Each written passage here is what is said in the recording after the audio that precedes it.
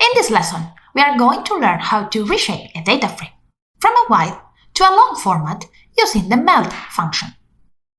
Imagine we want to perform advanced analytics or plot different variables in the same graph. This task will require the data to be in a long format. But most data is stored in a wide format. So, how do we reshape it? Pandas provide us with a very flexible function, the melt function. When using melt on a data frame, the first argument to set is ID bars. This argument takes the names of the columns to use as identifier variables. In our example, the values we want to use as identifiers are the columns first and last. These two columns appear in the long format and will help us match all the records for the same observation.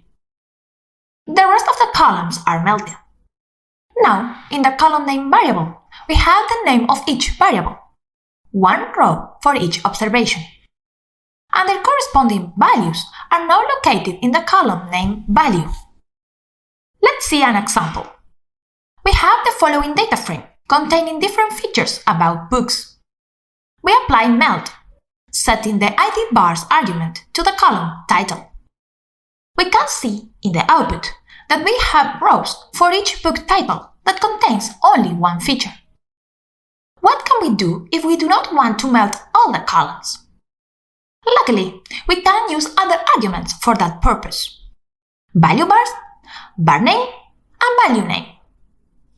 The value bar argument takes the names of the columns we want to melt. This can be only one column or a list of many columns. In our example, we specify age and height as columns to melt. So the long data frame contains only those features. The bar name argument takes the name to use for the column variable. In our case, we name it feature. Lastly, the argument value name takes the name to use for the column value. As you can see in the slide, we set it to the word amount. Let's use our books data frame again. We apply melt again, but this time we clarify that we only want to melt the columns language and pages. As you can see in the output, we have one row for each book and feature. But now only the language and the page appears.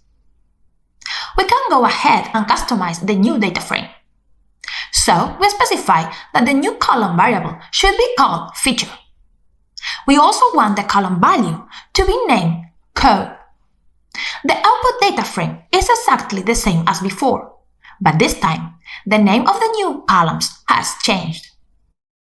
Now you know how to melt a data frame. It's time to put this into practice.